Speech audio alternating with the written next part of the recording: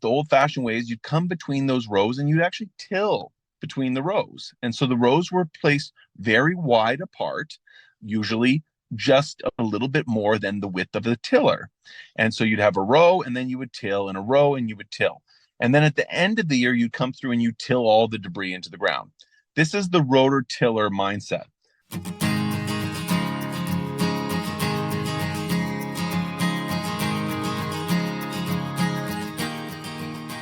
You're listening to the Food Garden Life Show, the show that brings together gardening, food, and the human story. I'm your host, Emma Biggs. And I'm Stephen Biggs. We talk to creative food gardeners and farm and garden experts who break the rules and make new ones too.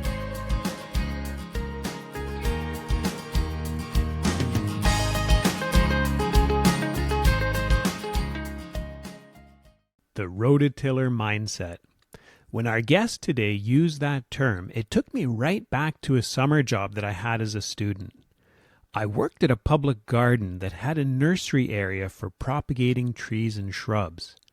The nursery area was on a really beautiful soil. It was a dark color, crumbly, full of organic matter.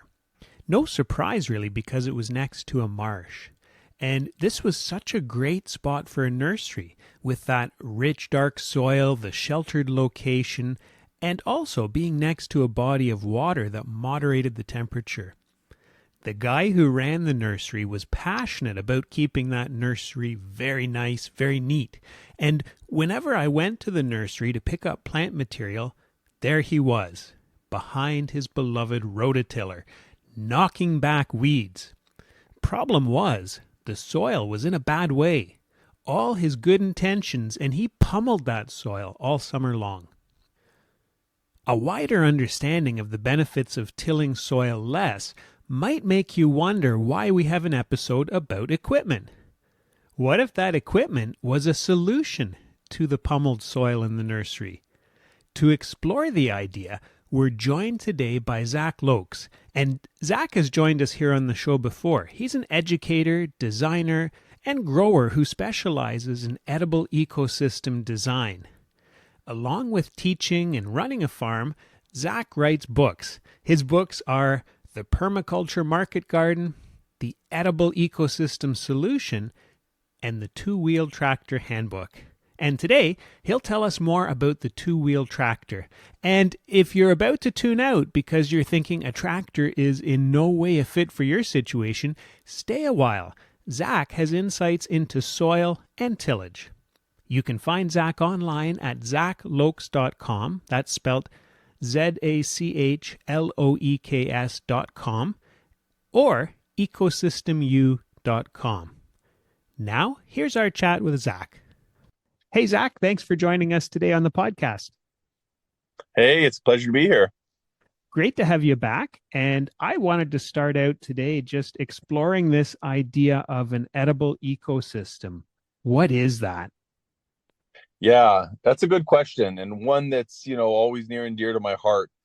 If you look at a wild ecosystem, say, so, listeners can just look out their backyards. Maybe there's a little bit of woodland, or maybe, they remember driving through some countryside and seeing some remnant prairie grasslands, or even from an old geography book in school. And you think about a tropical rainforest or a savanna, these are all ecosystems. And on a really grand scale, on a continental scale, we can define them as biomes, like the boreal forest biome is, near where I live in Canada, or the temperate woodlands, or, the tall grass prairie. So with an ecosystem, it's when you look within those biomes at smaller landscapes, and you can define a woodland or a riparian or a grassland ecosystem. And what's really neat is it's scalable. So you can see how, if you're in a rural area, you might say, oh yeah, there's that, 10-acre bush lot out back. And, okay, well, it's 10 acres, it's all forest, and there's roads on all sides of it. So it's easy to look at it and go, yeah, that's a distinct ecosystem. That's a distinct woodland ecosystem. But even within that ecosystem, there is that old hollow you know, birch tree that's decaying and it has, various shelf fungus growing off it and moss growing on it. And, maybe even a young, oak that's, reaching up and sprouting out of its rotten, decayed, stump on the side. And there might be, a woodpecker living there, or there might be a salamander living there. And this is like a little microcosm itself that could be understood as an ecosystem as well. So really, in brief, though I'm not very brief, an ecosystem is the interaction of living organisms with each other and with the environment, like the air, the water, and the earth material, the minerals. And so in ecosystem design, we're emulating that, but for food landscapes. Okay, that's a great explanation. And so I think that gets us started thinking about growing food today. And well, the reason we got you back on the show is to talk about growing food and a really neat implement that I think a lot of people might not have heard about before, which is the two-wheeled tractor. And Mhm. you've been busy teaching people about it. And tell us all about the two-wheeled tractor. Yeah, for sure. So, whether you're, building gardens, like your typical vegetable garden, or you want to build a small farm, you want to build some garden vegetable plots for a market garden, or even if you're into landscaping, edible landscaping, orcharding, you can apply a two-wheel tractor in all of these different scenarios. So I do a lot of ecosystem design. So I'm building these wild landscapes that have layers of fruits and herbs and berries and vegetables. And so I build a lot of permabeds using two-wheel tractors, or raised beds that say are 6 to 8 inches off the ground, 4 feet wide, and as long as they need to be. So there's a really healthy soil core, and that I can actually plant and pattern whatever biodiversity I want. And the two-wheel tractor becomes really useful, especially for that earthworks stage of developing any property to be an edible property.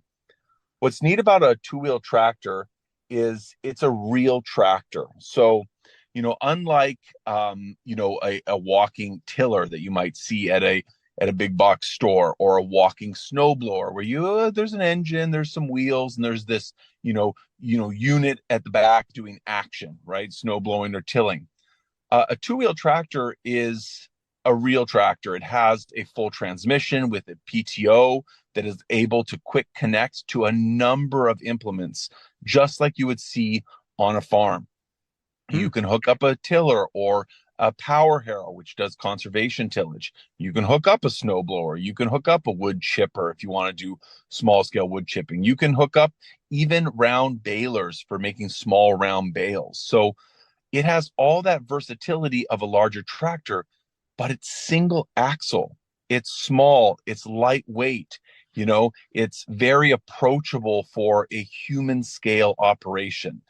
Someone working on a garden that's, a half acre to 3 acres is really going to benefit from having equipment. And this could be someone who's, gardening themselves, but it could also be, I think we should increasingly think about this, is used in community gardens where growers may only have a small plot. But what if we reframe community gardens where everyone has a garden bed or 3 beds, but the whole is, a series of 24 or 36 beds? And a little bit of equipment can go a long way in terms of really honing in on keeping disease in check and managing soil fertility. And so you're almost managing these community gardens like you would a commercial market garden. So yeah, two-wheel tractors in a nutshell are a really neat piece of equipment, and very, very affordable, very multifunctional.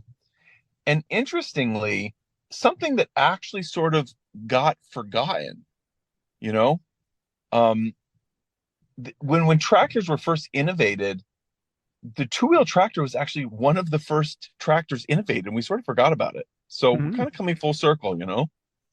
What's old is new again. Exactly. Yeah. Hmm. Yeah. Hmm. There used to be even like rain driven ones. Can you imagine that? Like actually like rains, like Wow. Ah. on your buggy with horses. So That's neat. So we've got this two-wheel tractor that could be used on community gardens, market gardens. I'm thinking homesteads too. It sounds like it's something that could fit into a number of different uses. yeah, it's really quite versatile. So I grew up on a permaculture homestead in New Mexico, and we had a two-wheel tractor back in the day. We called it our Italian stallion because these are very popular in Italy, actually. And then I worked on a small market garden back in the day in New Mexico too, and they used two-wheel tractors. And when I started my market garden, I used a two-wheel tractor as well. I now use it in a completely different fashion, which I find very exciting because I'm able to use it for edible ecosystem installations as a landscape installer. So I think that, people who are working or looking to expand, their capacity in creating food landscapes in communities in urban and suburban areas, this is one of the most powerful places that this piece of equipment can be used because you can put in a small cargo trailer like 6 feet by 10 feet. You can put a tractor and six implements to do all the work you need from micro plowing to bed forming, all your hand tools, all your fruit trees and berries. You can fit it all in there and just, get in somewhere and get these jobs done. So this is what I find is really the kind of the new and innovative twist that we should be seeing potential for is equipment that can really catalyze and fast track the transition of our land in urban and suburban areas to Hmm. food abundance. This is really interesting because I was wondering as we were starting our call today about rototiller versus two-wheel tractor, and I've got my wife's late grandfather's rototiller from the farm sitting in my shed, and I don't need to use it much because I can just use a broad fork in my small space. Mm-hmm. But I know how he would have used it, and I'm just trying to picture uses for the two-wheel tractor and how that's different than from the rototiller. So for those who have a rototiller mindset, describe some of these things a little bit more, maybe. Yeah. Okay. So if you take out your rototiller, right, you can go out to your garden. Again, that's the old-fashioned garden. Most people who had, say, a garden that was, say, 25 by 30 or 50 by 40 or something like that, you'd have a rototiller. You'd come out, when the ground was dry, you'd till the whole plot, you'd run a string, and you'd seed your crops, right? And then Mm-hmm. often what they were doing was they were actually managing their crops like row crops. So then what you would do is the old fashioned way is you'd come between those rows and you'd actually till between the rows. And so the rows were placed very wide apart, usually just a little bit more than the width of the tiller. And so you'd have a row and then you would till and a row and you would till. And then at the end of the year, you'd come through and you till all the debris into the ground. This is the rototiller mindset. So with a two-wheel tractor, you can do so much more because you can actually put on other implements. It's really not a rototiller. A rototiller is an implement. So that's one way to think of it is that Hmm. if you have a rototiller in your shed, you have an implement in your shed. You have a power tool. It's almost like saying you have a drill or a weed whacker, in your shed. When you have a two-wheel tractor in your shed, you have a very small scale tractor that you can attach different implements to, including a rototiller. But what I would do is come to a property, say I'm doing some edible property design right now. So I've got this property I'm looking at, and we're going to put in 12 beds by 30 feet, right? So I come in there with a rotary plow, and I can actually go and turn 6 to 8 inches of the soil over just like a large plow would do in a field, but just with a lightweight piece of equipment that's maneuverable, getting through the side yard into the person's backyard and just creating this turned soil to actually help them break up the hard pan and look at it. And then we would come through with a rototiller and we would turn that and break apart those plow pans and make it nice and soft. And then I can come through with a power ridger and I can actually mark out all the paths I want. So I Hmm. would take my big square piece of land, let's say, 12, 12 beds by 4 feet by the 30 feet long. And every 4 feet, I would mark a line with landscape flags. And then I could, sometimes I'll just chalk it into the ground with the back of my rake and you can pull the flags up. And then I would line the two-wheel tractor up with this ridger and go dead straight on those landscape flags. And it would actually turn that soil up. The flags are where the path will be, and it will actually apply 50% of the soil from that path area onto the left and onto the right. And as I come back again on the next line of flags, it's doing the same thing. So with every pass, you're making half of a bed on the left and half of the bed on the right. And so after 2 passes, you've actually got a full bed and you've got 2 partial beds, also that have been made. And then you end up with these nice raised mound beds with these, paths. And I would do paths that are 12 inches, or sometimes I do really wide format paths to make it more ergonomic. But ultimately, that's a whole other aspect that I'm achieving with the two-wheel tractor. But then I might say, well, I actually have, a half acre of like brush and brambles and like little bush lot, or maybe I even have an acre of sugar bush. And so I might go in there and hook up a cart to my two-wheel tractor. And, I might be harvesting sap buckets and stuff, using it as a transport vehicle. And then I might even, load a bunch of firewood on it and even load all the brush on it and bring it back, hook up a chipper. And now I might chip wood into the paths of my garden using the two-wheel tractor. And so now I have these raised garden beds. I've got this, bush lot that's been cleared of all its brush. I've got a stack of nice wood ready to go. And I've got beautiful maple chips in my paths to make a, low weed and high organic matter long-term environment for my garden. And now I might come back again with the tiller because it's spring, but I'm going to actually use a depth roller on the back of the tiller and another adjustment under the belly of the tiller, so that when I go over top of my bed, I'm actually only going to till it an inch or 2 or 3 max in a bed that's, say, 8 inches tall or more even. And so I'm actually just tilting the top of the soil to prepare it while not disturbing that nice core that is going to be allowed to develop from year to year to year to year. So with the two-wheel tractor, you can see that you're starting to actually manage your whole property with what would otherwise be a bunch of power tools in your shed.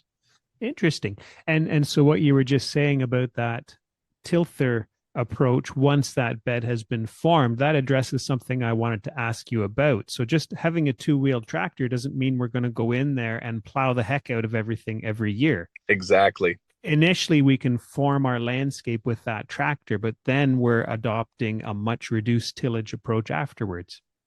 That is what I believe in wholeheartedly. And I was just on a call recently, and I feel like there's been a disservice done to permaculture and market gardening and organic gardening and everything with the term no-till, because it sort of creates this idea that like we should never till. And I'll talk to people and they can be really confused and frustrated when they don't know a lot about gardening, and then they think, well, like, how can I actually, and and I don't know anybody who has ever built a garden without breaking the soil. Like, so I throw the word tillage out except for when I'm really specifically using it. And otherwise I talk about earthworks. And in permaculture, you talk about earthworks. We have to do earthworks. Earthworks is building beds. It's building swales and berms on contour, which I did a lot of that with my dad back in the day. When I first got introduced to permaculture, it's like, you got to build all of this land and do your earth forming. You might put in ponds, you might build paths. But once you go out of that major earthworks phase, then you go into what I like to call a period of soil conservation management, where I use the 4 S's of tillage. And this is a concept that I kind of, play with, where you have sort of soft and seldom and shallow.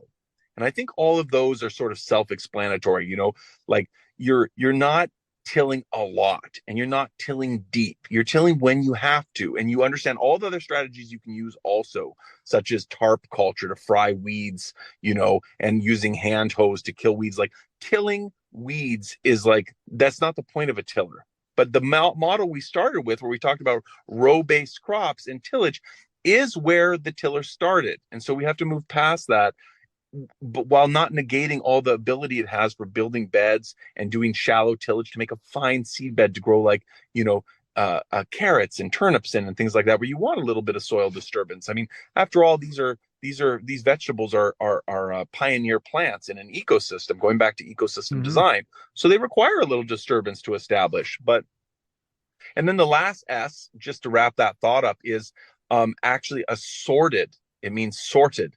And that means that you don't ever till continuous areas once you're in this conservation phase.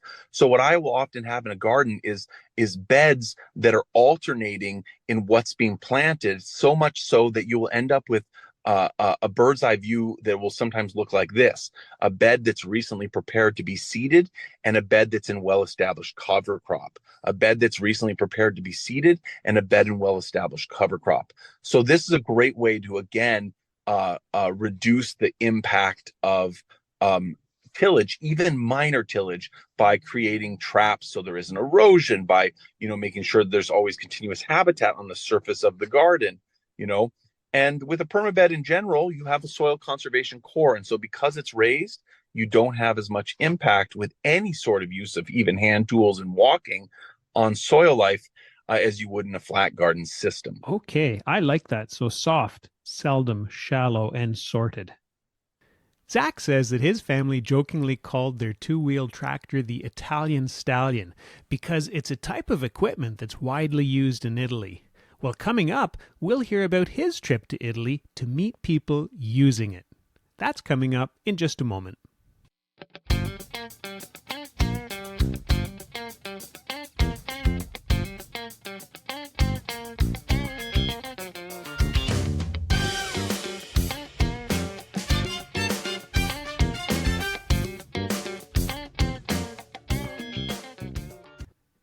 A shout out today to Louis.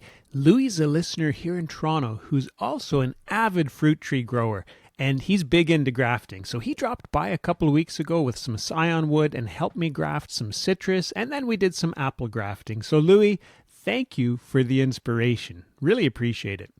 And thanks to all of you for being part of the Food Gardening Gang. We're always adding new articles to the foodgardenlife.com website, and this week we have an article about plants with more than one edible part. Arugula leaves, arugula flowers, fig fruit, fig leaves, and what else for figs? I'll leave you to think about that one. There's something else you can do with fig plants too, something fun. I have a special offer for podcast listeners. I'd love to meet you. So get a free spot at my May 9th talk about edible gardening and save $20 when you sign up for my Edible Garden Makeover Masterclass. This self-paced online class is my love letter to the edible garden with all my favorite tips, techniques, and crops. You can find it at foodgardenlife.com. And as I said, when you sign up by April 30th, get a free spot at my May 9th event and save $20. Just use this coupon code, Edible Garden. So got that? The coupon code, Edible Garden.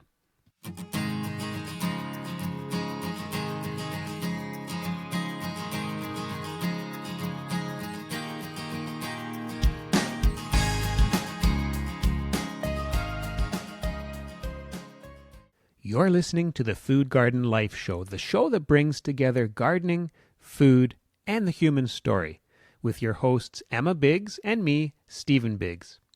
Now, back to our chat with Zach Loeks. You have a brand new book out all about the two-wheeled tractor. Tell us about that. What was the inspiration for the book, and what's the process been like writing it? Well, I have to say this is the hardest book writing process I've ever had.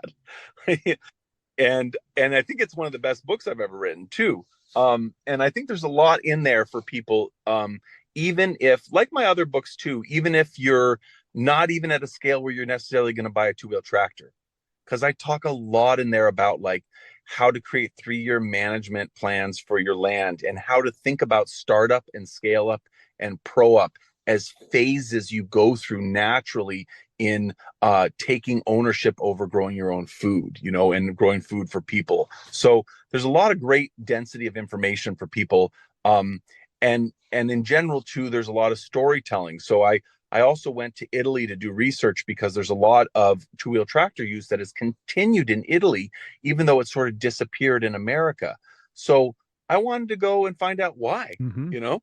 So I jogged about 3,000 kilometers around Italy, visiting farms and seeing what was up, and it was really neat to do and to connect with the food culture there and to connect with some of the innovation that's happening on both sides of the Atlantic in relationship to equipment and food production. So there's a bit of a story there, my own story and experience with equipment, and then the story of just the generations of growers that have been, you know, innovating around small scale equipment. So, but yeah, it's got a little bit of everything. One of the neat things too in the book is I've sort of framed the conversation around um, different avatars, if you will, like different characters, and so readers can try to find themselves within those characters.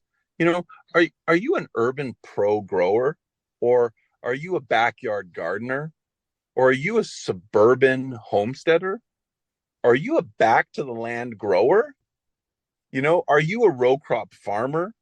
Are you a market grower, right? Like, so in this, people can kind of see, and then I give recommendations of like what kind of equipment you could consider in terms of tractor models and which implements might work for you, but also what you might consider starting up as those different characters, as opposed to scaling up later and then proing up. Because one of the things that I'm very keen on, and I think the book does this exceptionally well, if I may say so, is it helps people make decisions about equipment properly. Because one of the worst things you can do is over invest in equipment without strategic planning. And one of the probably the second worst thing you can do is not invest in the right equipment because you haven't done the strategic planning. So I think it does that quite well to show people how they can make good investments so they don't deny themselves the equipment that saves their bodies and can help, transition more land quicker and just ultimately integrate their whole property management so much better, while also being cautious about what you need and when you need it, and knowing where you're going so you can take the right steps to get there in terms of your planning and in terms of your investment in equipment and tools. I love that approach with the avatar. That's a great idea. There are no blue people in the book, though, I promise. Jumping back to your Italy trip, that sounds like a great idea to get different ideas and perspectives. Was there anything, any fun anecdotes from that trip that you can share with us? Yeah, I mean, it was neat. I mean, one of the farms I went to was just way up on the top of these hills in Liguria, just like way up on the top of the hill, like literally. And this farm had been there for a while, and this lady was now, rebuilding the farm, and kind of coming back to the farm that her family had been farming and sort of recreating it. And she had vegetables, and she was building these beds and terraces on contour on either side of this little winding road through this little Italian community, and her farm was kind of on the tip top. And and then and making honey from the wildflowers and the chestnut trees, and just sort of really, with purpose and intention, and just seeing the kind of choices that she was making in terms of the equipment that she was bringing on. And what I well, so why what do you like about the two-wheel tractor, I think, or what, something like that. It was always a challenge because my Italian is really mediocre, but it's just simple. Often the answers to like it's very simple. It's just like, it saves me so much time, like, and it just gets jobs done that you need done. So, and that's an important point. It seems simple, but it's important. It's like, if you know the jobs that you need to get done, then you can see that you are at a scale where the equipment can get that done for you so much more efficiently. Like, if someone wants to go out and build 12 30-foot beds by hand, it's a lot of work, and it's embarrassingly fast how fast I can make that. with a two-wheel tractor, And when I know how powerful a series of raised beds that are really well made with proper architecture, similar with bed tops, similar shoulders, similar paths, right lengths, when I know how powerful that is for creating, really good organized gardens, it becomes, like, yes, this is a right, way to go about. So that's what I saw a lot of is just, there's a lot of small plots left in Italy. That was my big aha moment, is there's so much small plot left because the land has been divided for so many generations and because there's just hills everywhere, right? So, other than like, up in the kind of north around Milan, it's really hilly everywhere. So there's all sorts of little plots. So the utility of a highly maneuverable and versatile and multifunctional piece of equipment for growers that are still very naturally diversified, in terms of the different productions and using small plots was a no-brainer. Mm. And so I think as in America and Canada, we're going back to having more diversity, like having many different enterprises on a farm, managing honey, maybe managing a sugar bush, maybe doing some gardens, some small livestock, things like that. And we're doing it in more small pieces of land and marginal land. The sort of of course we need this moments are coming more and more. Well, that's really exciting. So, for listeners, the two-wheel tractor handbook, and I will put a picture of the cover and a link to your website on the in the show notes. But Zach, tell us too. I know you're doing lots of training and you do lots of courses and lectures. Tell our listeners a little bit about that because you have some neat stuff going on. Yeah, for sure. Well, I think the most exciting thing right now is actually in April, we're relaunching our edible property design course as a master course. Meaning that it was, it's backed by popular demand, and we're sort of, giving it a fresh, look where it's got a lot of updated information in it now. So this is a great course. It's a step-by-step course into how you can go about designing a property at any scale from scratch using ecosystem design, for gardens and orchards and, food forests, etc. So yeah, that's great. And that's available at ecosystemu.com and folks can register. And then otherwise I'm kind of playing around with YouTube. I'm trying to be hip and cool. So we've got a lot of great videos going out on YouTube. There's a series on talking food where it's about an ongoing conversation around the words and the terms that we need to be building into our vocabulary to truly talk about food system design. And, each video sort of picks up the conversation where it left off. So I'm having a lot of fun making them. And I think people in your group and your audience would enjoy those as well. That sounds fun. And for the YouTube channel, what name does it go by? Yeah, you just type Zach Loeks, ZACHLOEKS into YouTube and it'll come up.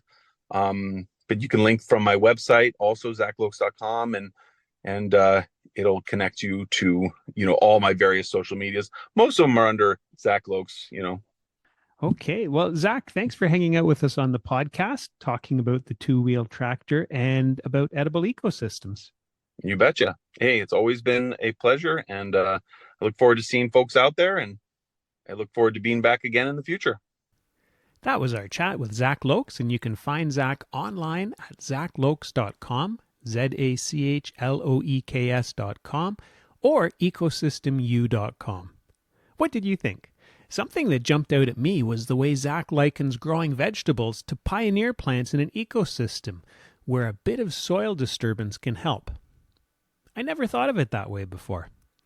I was also interested in the way Zach talked about how the concept of no-till often erroneously gives people the idea that there's never a place for tilling or for moving soil. The tilther implement that he uses on the two-wheel tractor is a great example of minimum till, but it's in no way no-till. As we wrap up today's episode, I'm thinking about my old Eaton Tico Master Rototiller. And if you're a Canadian of a certain generation, you'll remember Eaton's. I'm Gen X, and I'm pretty sure that this old Eaton Rototiller is older than me. Solidly built. Man, that thing is heavy. And it came from my wife Shelley's grandparents' farm. Mainly sentimental value. Infrequently used. I don't have the rototiller mindset, I guess. We'd love it if you drop by to say hi online at foodgardenlife.com. We have articles about growing fruit, veg, using your homegrown produce, also about growing figs and lemons in cold climates. So say hi. Tell us the topics that would help you grow more of your own. And you'll also get to see the faces that go with these voices that you hear on the podcast. While you're at foodgardenlife.com, also grab our free newsletter. Subscribers get the subscriber-only cold climate fig guide and small space food gardening tip sheet. And you can find me on my website, emmabiggs.ca, and on Instagram as emmabiggs_grows. You're listening to the Food Garden Life Show. I'm Stephen Biggs. And I'm Emma Biggs. Thanks for tuning in.